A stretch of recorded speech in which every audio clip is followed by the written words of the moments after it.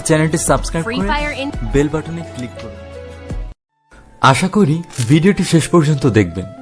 আপনি কাউকে অনেক ভালোবাসার পরেও সে যদি ছেড়ে চলে যায় তাহলে খুব কষ্ট হয়। তখন কি করবেন? সেই কষ্ট আগলেই বসে থাকবেন আর নিজের জীবনকে শেষের দিকে নিয়ে যাবেন, নাকি ঘুরে দাঁড়িয়ে তার উচিত জবাব দিবেন? সেটাই আজকে দুটি গল্পের মাধ্যমে দেখানো হয়েছে। হৃদয়ের যারা দুজন দুজনকে ভালোবাসে। আজকে ভ্যালেন্টাইন্স ডে, তাদের দেখা করার কথা বিকেল 4টায়। তাই যারা লেকের ধারে অপেক্ষা করছে, কিন্তু হৃদয় আসলো আধা ঘন্টা পর, হাতে একটা গিফট। সরি বাবু, একটু দেরি হয়ে গেল। চুপ, আমি গেলাম। সরি বললাম তো। তোমার এখন আসার সময় হলো? আমি সেই কখন থেকে অপেক্ষা করছি। আসলে তোমার জন্য একটা স্পেশাল গিফট কিনতেই দেরি হয়ে গেল। হইছে, আর আল্লাহ দেখাতে হবে না। এই নাও, এটা তোমার। হৃদয় হাঁটু মুড়ে বসে জারার দিকে গিফটটা বাড়িয়ে দিয়ে বলে, Zara, will you be my valentine? I love you হৃদয়। কখনো আমাকে ছেড়ে যাবে না তো? না, কখনোই না। চলো একটু হাঁটি। এরপর তারা একসাথে কিছুটা সময় কাটায়, হাতে হাত রেখে হেঁটে বেড়ায়, অনেক অনেক প্রতিশ্রুতির বন্ধনে আবদ্ধ হয়।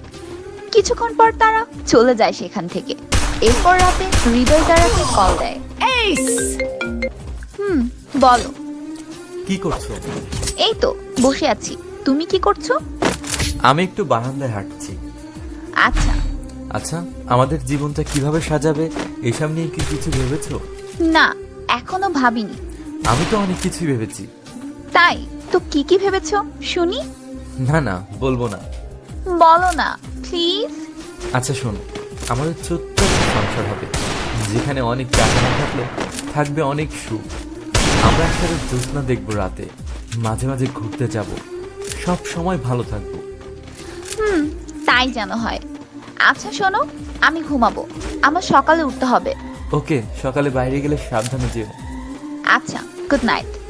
হৃদয় জারাকে খুব ভালোবাসে, সবসময় জারাকে নিয়ে ভাবতে থাকে।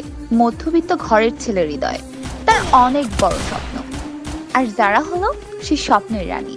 কয়েকদিন পর। হ্যাঁ যারা, বলো। হৃদয় তুমি কোথায়? এই তো বন্ধুদের সাথে আছি। তুমি? আমি তো খালার বাসায় এসেছি হঠাৎ করেই, তোমাকে জানাতে ভুলে গিয়েছিলাম। আচ্ছা ঠিক আছে, সাবধানে থেকো। আচ্ছা তাহলে রাখছি। Okay bye. যারা ফোনটা কেটে দিল। এরপর হৃদয় তার বন্ধুদের সাথে আড্ডা দেওয়া শুরু করলো। তখন তাদের হঠাৎ করে প্ল্যান হলো একটা পার্কে গিয়ে বসবে। তাই তারা সবাই পার্কে যায়। আর ভিতরে গিয়ে যেটা দেখে সেটা দেখার জন্য কোনোভাবে প্রস্তুত ছিল না হৃদয়। যারাকে অন্য একটা ছেলে গোলাপ দিয়ে প্রপোজ করছে, আর যারা সেটা হাসি মুখে গ্রহণ করছে। এরপর হৃদয় কি করবে কিছুই বুঝতে পারছিল না। সে রাগে আর কষ্টে পার্ক থেকে বেরিয়ে যায়, আর বাইরে গিয়ে যারাকে কল দেয়। হ্যালো, আমি খালার সাথে গল্প করছি বাবু, পরে কথা বলি। কিন্তু হৃদয় আবার ফোন দেয় রাগ কন্ট্রোল করে। হ্যালো যারা, তুমি এখনই আমার সাথে দেখা করো তো। তোমার কি মাথা খারাপ? এখন আসতে পারবো না। কেন? নতুন বয়ফ্রেন্ড নিয়ে কি খুব বিজি নাকি? কি বলছো উল্টাপাল্টা? তুই দেখা কর আমার সাথে, তাহলেই বুঝবি। তুমি আমার সাথে তুই তুই করে কথা বলছো? হ্যাঁ বলছি, তোর মতো মেয়ের সাথে আর কি করে কথা বলবো। ওকে, তাহলে তুইও শোন। আমি আর তোকে ভালোবাসি না, আমি অন্য একজনকে ভালোবাসি। বুঝলাম। তো তোর নতুন বয়ফ্রেন্ড কি জানে আমার সাথে তোর সম্পর্কের কথা? না, কেন জানবে? আমাদের মধ্যে তো কোনো সম্পর্কই ছিল না। এসব কি বলছো? তুমি আমাকে ভালোবাসো না? তোমার মতো ফকির আর নিচু প্রকৃতির মানুষকে কে ভালোবাসবে? ওকে, তাহলে আমাদের ঘনিষ্ঠ ছবিগুলো ওকে দেখাবো, আর তোকে আমি শান্তিতে বাঁচতে দিব না। আর হ্যাঁ, ভুল তোর হয়নি, হয়েছে আমার। তোকে নিজের জীবনের থেকে বেশি ভালোবাসি। প্লিজ এমনটা করো না, আমি কাল তোমার সাথে দেখা করছি। এরপর হৃদয় ফোন কেটে দেয়। সারা রাত চোখের জলে বালিশ ভেজায়, আর সেই মুহূর্তের কথা ভাবতে থাকে। খুব কষ্ট পায় হৃদয়, কারণ সে তার জীবনের থেকেও বেশি ভালোবেসেছিল যারাকে, কিন্তু যারা তাকে ঠকালো। এটা কিছুতেই সে মানতে পারছে না। পরদিন বিকালে তারা দেখা করল। এটা কি তুমি ঠিক করলে যারা? আমি তোমার জন্য কি করিনি? তোমাকে নিজের থেকেও বেশি ভালোবেসেছি। ঠকালে। সরি হৃদয়, আমি তোমাকে কেন জানি না মন থেকে ভালোবাসতে পারছিলাম না। তাহলে কেন অভিনয় করলে আমার সাথে? অভিনয় করিনি। যাই হোক, তুমি ভালো থেকো, আর আমার থেকে অনেক ভালো মেয়ে বাবা। আমার তো তোমাকেই চাই, তোমাকে ছাড়া তো আমি ভালো থাকতে পারবো না। আমি তোমাকে ছেড়ে থাকার জন্য যা যা করার দরকার তাই করছি। ওকে, তাহলে যাও, আর কখনো আমার কাছে ফিরতে পারবে না, আর সবাইকে সবকিছুই বলে দেবো। আমি জানতাম তুমি এমন কিছুই করবে, কিন্তু আমি তবুও তোমাকে আর ভালোবাসি না। তুমি ব্ল্যাকমেল করে হয়তো আমার শরীরটাকে আটকে রাখতে পারবে, কিন্তু মনকে নয়। প্লিজ চলো না, আমরা আবার নতুন করে শুরু করি। তোমার ভুলগুলো নিয়ে কিচ্ছু বলবো না। I am sorry, bye. এটা বলেই যারা সেখান থেকে চলে যায়, আর হৃদয় ওখানে বসে পড়ে, খুব কষ্ট পায়, খুব কাঁদে। হৃদয় ওখানে দাঁড়িয়ে আর বলে, তুমি কেন এমন করলে যারা? আমি তো তোমাকে ছাড়া থাকতে পারবো না, অনেক বেশি ভালোবাসি তোমার যারা। এরপর সেখান থেকে বাড়িতে চলে আসে, আর প্রতিটা রাত তার নির্ঘুম কাটে, নেশা করাও শুরু করে দেয়। হৃদয় অনেক মেধাবী হবার পরেও পড়াশোনাটাও বাদ দিয়ে নিজের জীবনটা নষ্ট করে ফেলে। আর মাঝে মাঝে যখন খুব রাগ হয় যারার প্রতি, তখন সে প্রতিশোধ নিতে চায়, কিন্তু পরে আবার ভাবে যে কি লাভ ওর ক্ষতি করে, আমি তো ওকে ভালোবাসি, ও নাই বাবাসে, আর জোর করে তো কাউকে আটকে রাখা যায় না। প্রায় 1 বছর এভাবেই চলে যায়। পরিবারের তাগিদে সে একটা রেস্টুরেন্টে কাজ করা শুরু করে। ওয়েটার। হ্যাঁ স্যার। এরপর হৃদয় যা দেখলো সেটা দেখার জন্য সে প্রস্তুত ছিল না। সে দেখল জানাটার হৃদয়ের বুকটা, তবুও সে নিজেকে সামনে নেয়। এই কি হলো, অর্ডার লিখো। বলুন স্যার। আমাদের জন্য 2টা বার্গার আর 2টা ড্রিঙ্কস নিয়ে আসো। Okay sir. হৃদয় অর্ডারটা নিয়ে চুপচাপ সেখান থেকে চলে যায়। একটু পরে খাবারগুলো নিয়ে আসে। খাবার দিয়ে দূর থেকে দাঁড়িয়ে জারাকে দেখতে থাকে, আর তখন তার দু চোখ বেয়ে টপ টপ করে জল পড়তে থাকে, আর তার সাথে কাটানো মুহূর্তগুলো ভাবতে থাকে। এই বিলটা নিয়ে আসো।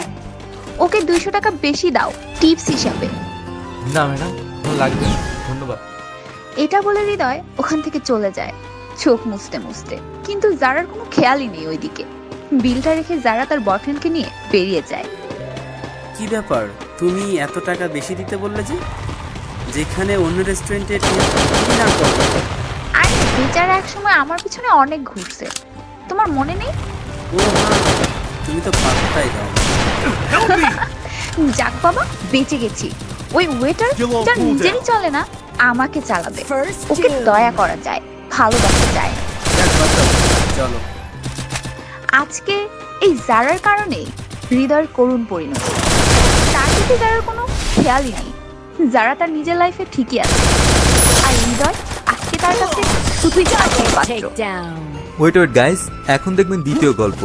আর তার আগে আমাদের এই ভিডিওটিতে অবশ্যই একটি লাইক করবেন এবং ভিডিওটি প্রচুর পরিমাণে শেয়ার করবেন, আর আমাদের চ্যানেলটি সাবস্ক্রাইব করে বেল বাটনে প্রেস করে রাখুন, যেন প্রত্যেকটি এমন ভিন্নধর্মী গল্প আপলোড করার সাথে সাথে নোটিফিকেশন সবার প্রথমে আপনার কাছে যায়, কারণ প্রত্যেকটি ভিডিও শেষে আমরা একটা বাস্তবধর্মী মেসেজ দিয়ে থাকি।